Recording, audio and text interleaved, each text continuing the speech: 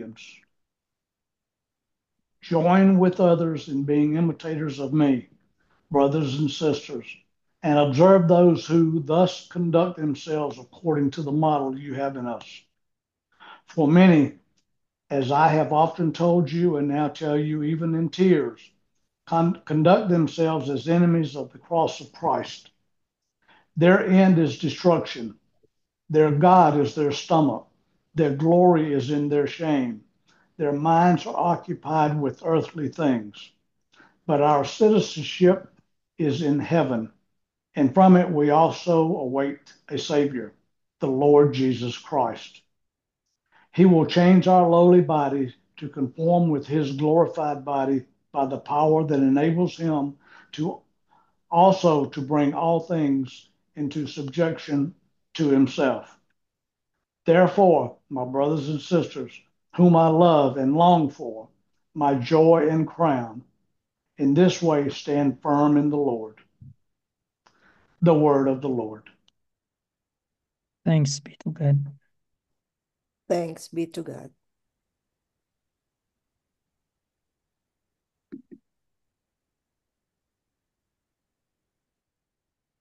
From the shining cloud, the Father's voice is heard.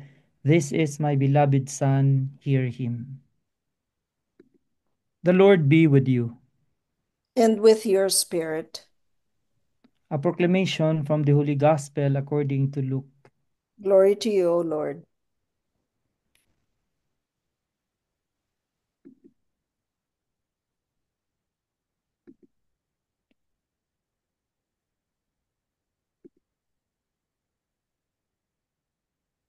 Jesus took Peter, John, and James and went up the mountain to pray. While he was praying, his face changed in appearance, and his clothing became dazzling white. And behold, two men were conversing with him, Moses and Elijah, who appeared in glory and spoke of his exodus that he was going to accomplish in Jerusalem. Peter and his companions had been overcome by sleep, but becoming fully awake, they saw his glory and the two men standing with him.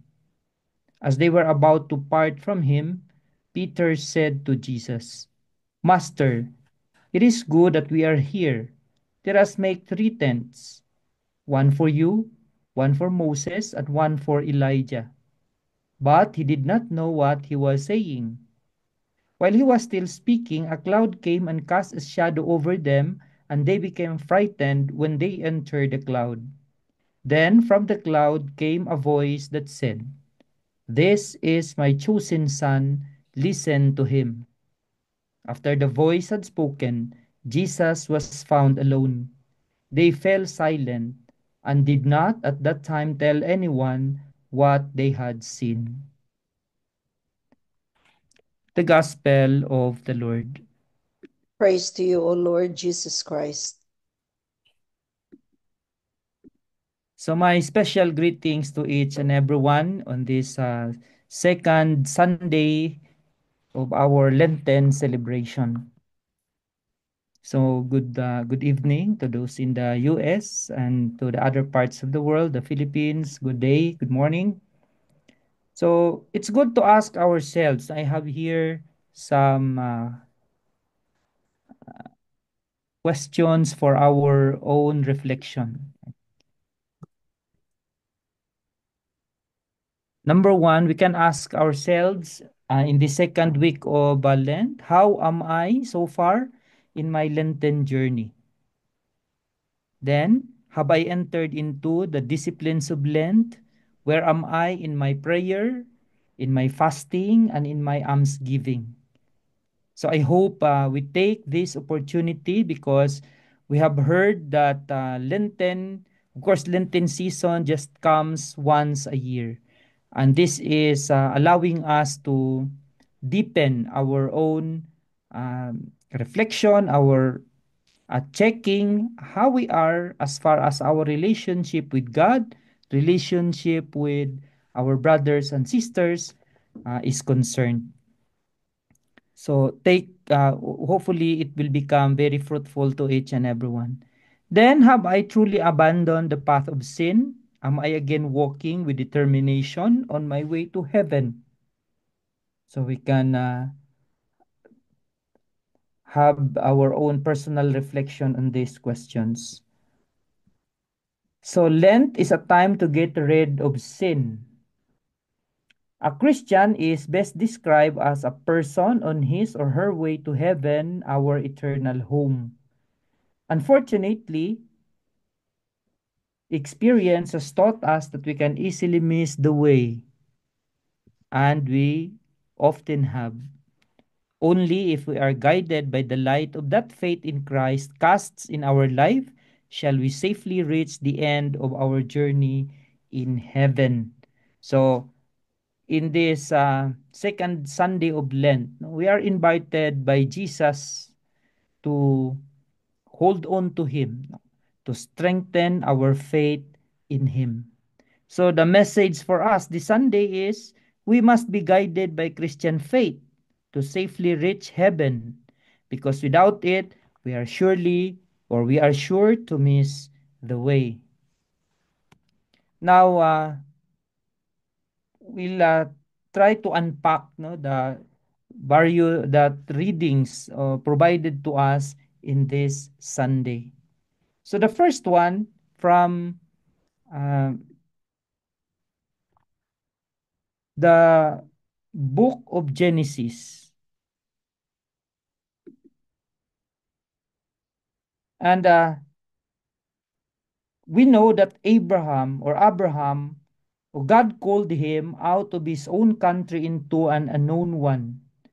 And Abraham submitted to God's call without hesitation.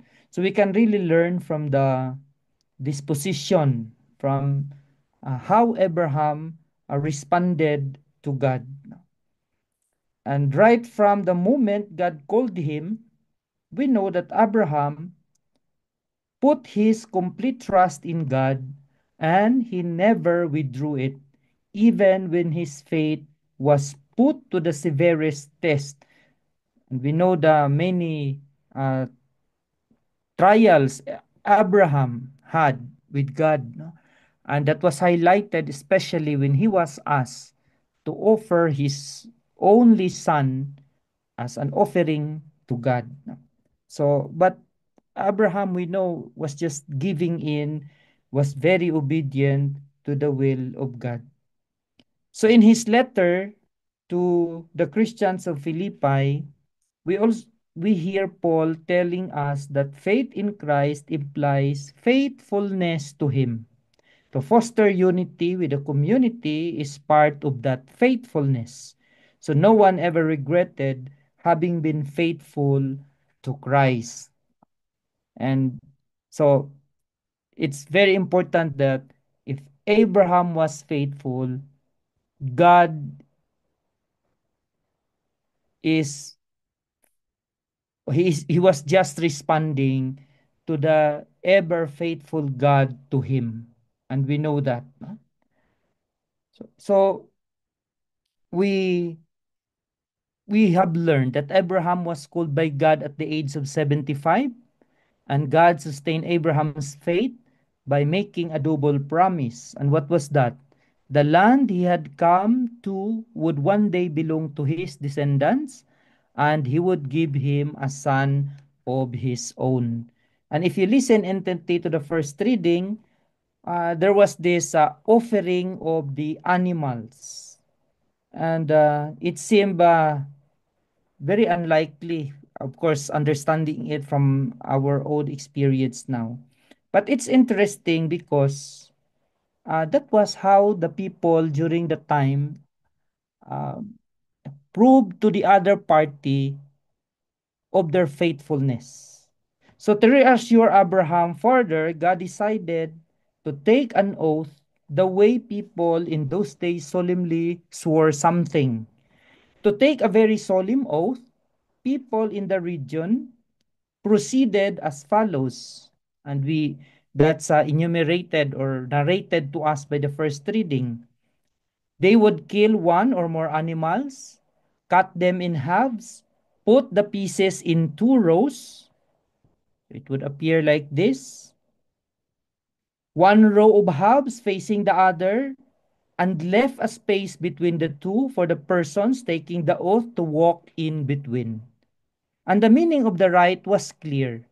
Let it happen to me as to these animals if I break the promise I have made today. Okay, so that's very powerful because by having these symbols, no, if I cannot be true to my promise, I would be like these animals. They would be cut into two. So this is exactly what God did to strengthen Abraham's faith. As we heard in the first reading, Abraham killed the animals, cut them in halves, and arranged the pieces as was customary. And towards evening, as darkness set in, Yahweh mysteriously walked through the halves in the form of a blazing fire, and God had taken his oath. And the scripture tells us on that day, God made a covenant, a solemn agreement with Abraham, repeating once again the promises he made. Your own issue shall be your heir. So that's in Genesis 14. And to your descendants, I give this land. So by stooping down and adapting himself to the crude ways of those people in the form of offering, God made it clear that he loved Abraham, that he was happy to trust Abraham had put in him, and that he would sustain his faith whenever put to the test. So Abraham in return never regretted putting his faith in the Lord, in God or in Yahweh. As God had promised, Isaac was born soon after, and from Isaac, two sons, Esau and Jacob, and from Jacob, 12 sons, the heads of the 12 tribes of Israel, all Abraham's descendants according to the flesh. And this proves the faithfulness of God to his promise. And we know that from the tribes, for centuries to come, there come Jesus the Messiah. And through Jesus, a far more numerous descendants from the people of Israel, all those who would believe in him, and we are included in that faith. So God has made his promise and fulfilled that promise to Abraham. Now, the Transfiguration and the Christian faith. The three evangelists, Matthew, Mark, and Luke, narrate in detail the event of Jesus' transfiguration on the mountain. So if you notice, it's not only today that or this Sunday that we have this celebration of the transfiguration. There is actually a specific date that we celebrate the transfiguration of Jesus in our liturgical calendar, and that is uh, on August 6th. So we have that feast. So this already tells us that they considered it as the key event in the life of Jesus, an event of extreme importance to him. And why is this important? Because from here on, or from the mountain that the Lord transfigured himself, they would go down to Jerusalem to already meet his passion, death, and resurrection. So this is very important, first of all, to strengthen the faith of his disciples. So we'll elaborate that later.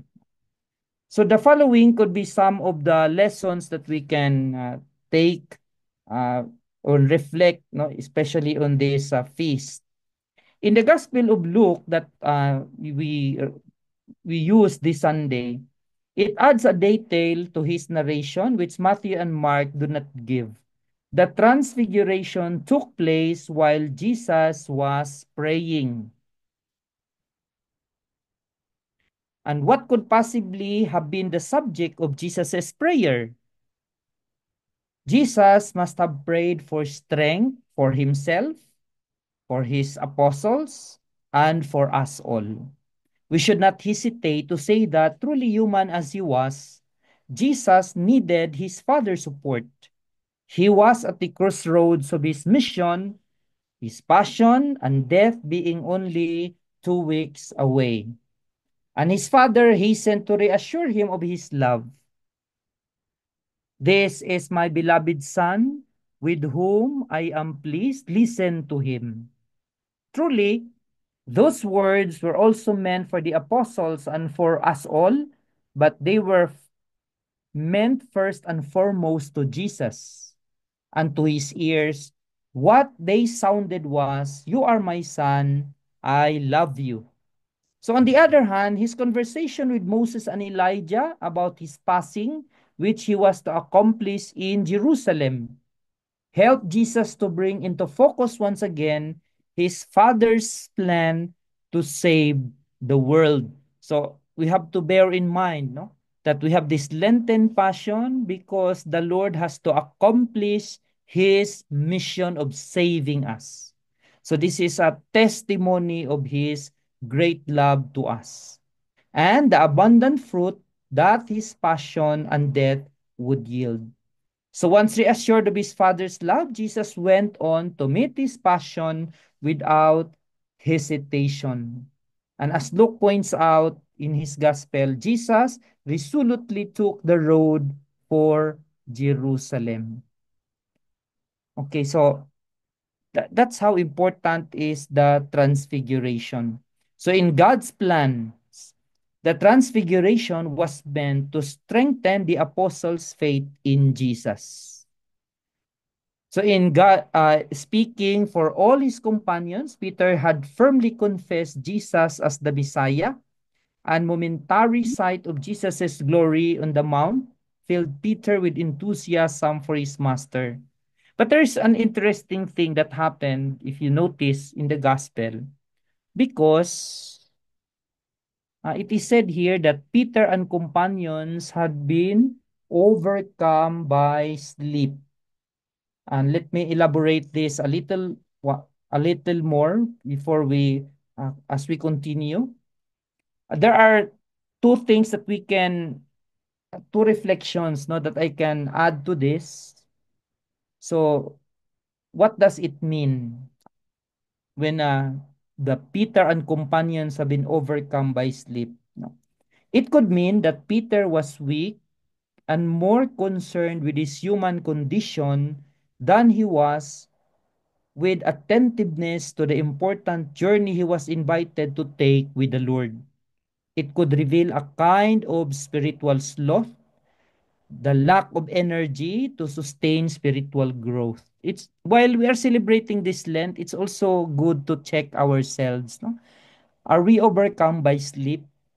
Meaning, maybe during the Ashwin's Day, we're so enthusiastic to enter into the season of Lent. But as we are now in the first, second Sunday, sometimes the energy is not sustained. Maybe our spirit has been sleeping already. So, just like the apostles or the disciples of the Lord, it can be a sign no, that we need um, to be awake to ask God to help us no? So that we can our Lenten journey can be fruitful. So it is easy in life to become weary of our journey and to become drowsy. And at times that it would be most that we should be most attentive to the Lord. So example, we can think of any time when we knew we should pray, but instead we sat daydreaming or distracted or chose to fill the time with something mindless. Maybe we can be so busy with our work, livelihood, career, or checking with our social media. Peter and his companions therefore teach us that it is easy for us in our fallen nature to doze off during those times when God wants to speak to us, especially at Mass or during our prayer exercises. So the challenge there is to wake up. Another challenge is from Another interpretation of this, which is I think very important, is from Saint Ambrose, when he said, or he suggests, that the sleep of Peter and his companions was primarily a result of them encountering the incomprehensible brightness of the divine nature. So what does it mean? We know that in the Old Testament, people do not would be afraid to encounter God. So they have to prostrate, they would not look at God, because accordingly, human nature cannot contain the power, the magnificence, the greatness of God. No, man would die to do that. No? So that is why only those who are representatives, no, who are called by God to speak to Him, will have that encounter. So, as Jesus was transfigured, the initial vision was too much for them to comprehend. And so, this vision began with them asleep, as a symbol of the fact that we are all incapable of seeing the glory of God in our weakened state. But then they became fully awake, which implies that it took time for them to open their eyes to see the glory of God. And this lesson teaches us that we all must wake up and work to become fully awake if we are to see the glory of God as He reveals Himself to us. So again, I would go back to my invitation. How am I in this Lenten journey? Maybe we become spiritually lazy.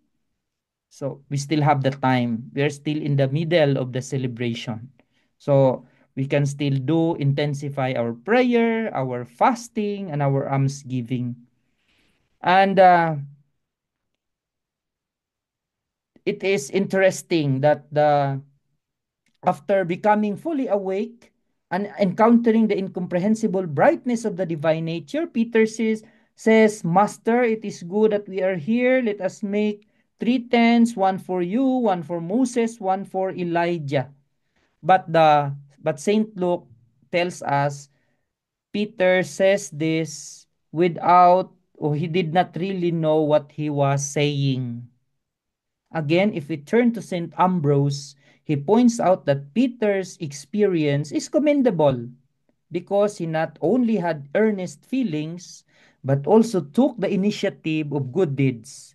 He wanted to build 3 tents so that Jesus, Moses, and Elijah would remain with them. But actually, that is telling Peter about the very important mission he has, the building up of the church. It was indeed his mission to build a dwelling place for Jesus, the law, and the prophets. And it was his mission to build the church, which was to be the future dwelling place of God on earth and the place in which we will encounter God throughout life. So that is why each and every one of us, you and me, being baptized, are entrusted with the responsibility of building up the structure of the church on earth so that many may encounter the full glory of God. So how do we do that? So it depends on the kind of call we have. If you are called to the religious vocation, so you have to do, no, what you are expected to do. If you are a layman and women, so you have been entrusted with so many gifts to become the salt of the earth, the light of the world. Meaning wherever you are, you bring Christ in you and with you. And you can be part of that constant, the ongoing work of salvation of the Lord for the world. Okay. So another important thing that we can reflect on, faith in Christ is the light of our life. Our faith in Christ is like a lamp we carry to see our way through a world darkened by sin. If you listen to our news, it can be very frustrating. No? Wherever we are in the world, here in the US, no?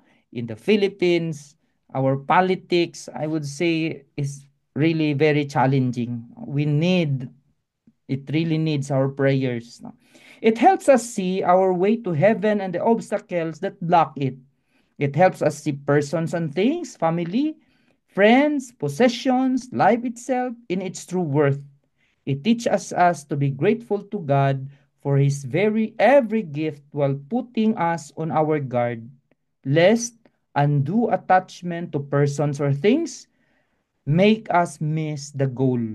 In today's second reading, Paul points out that our goal is heaven.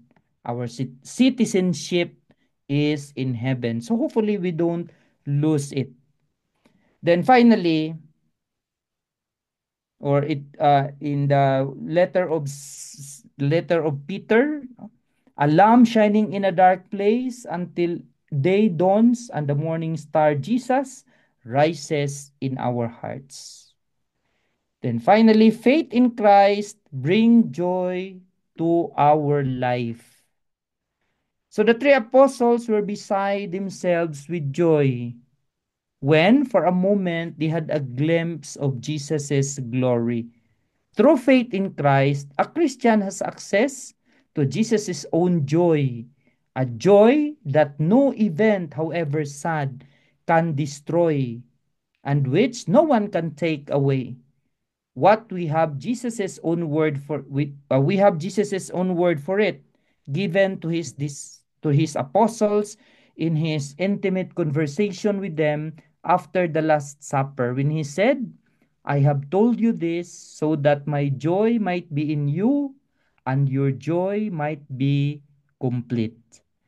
In another text, he said, your hearts will rejoice and no one will take your joy away from you.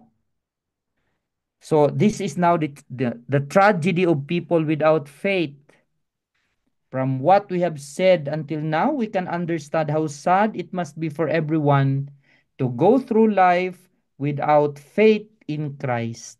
And it is sad thing for those who have no knowledge of Christ, but a real tragedy for those Christians who have lost their faith or go through life as if they had none, enemies of Christ in the of Christ of the cross of our Lord,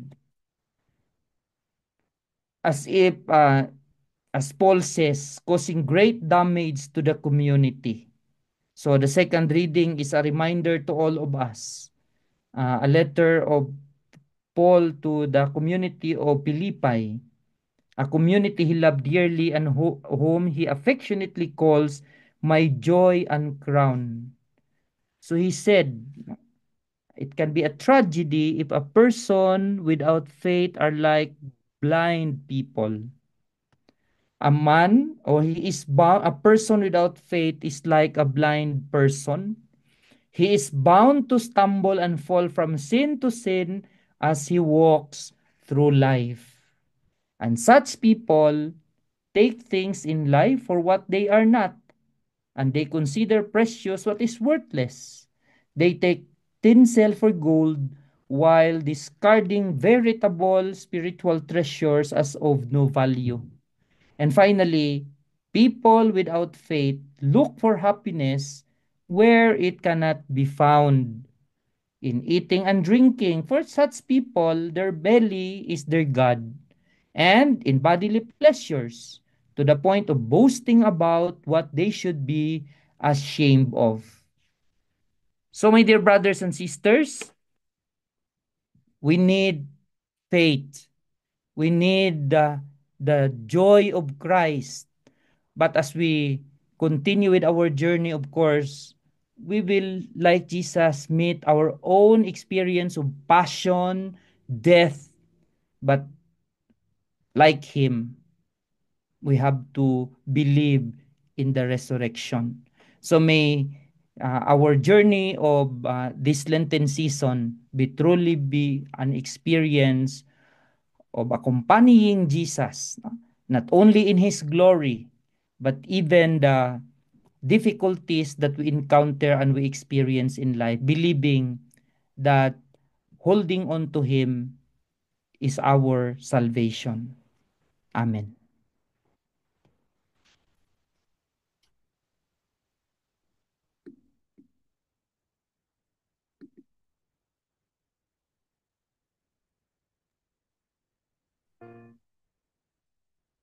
Thank you, Father.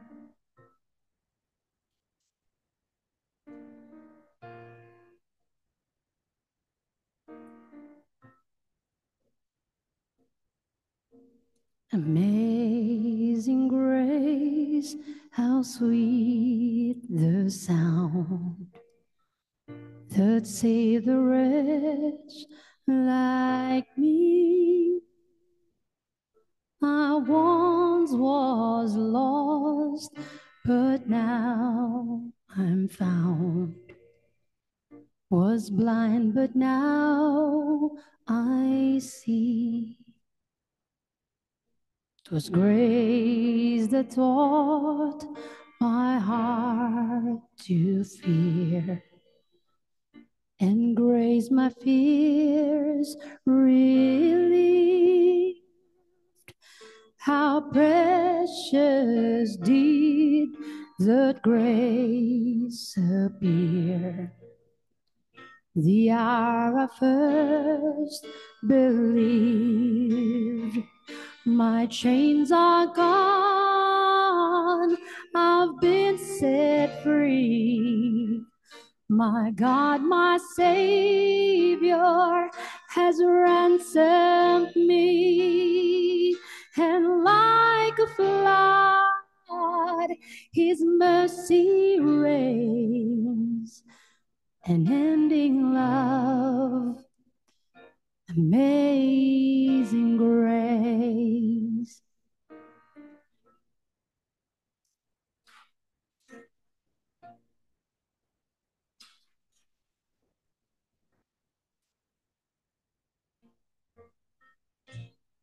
The Lord has promised good to me. His word my hope secures. He will my shield and portion be. As long as life endures, my chains are gone, I've been set free.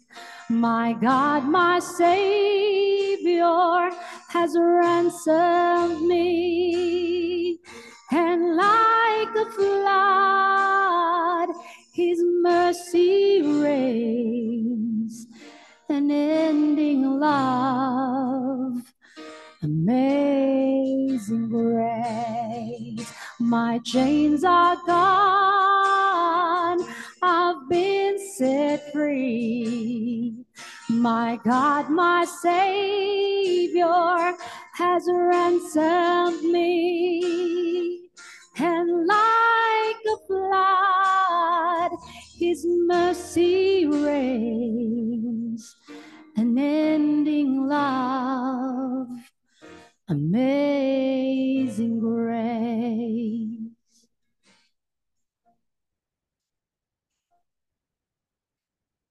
The earth shall soon dissolve like snow. The sun forbear to shine. But God who called me here below will be forever mine. Will be forever mine. You are forever mine. These seasons so that like our Lord Jesus, we will also experience resurrection. The Lord be with you. With And your with your spirit. spirit.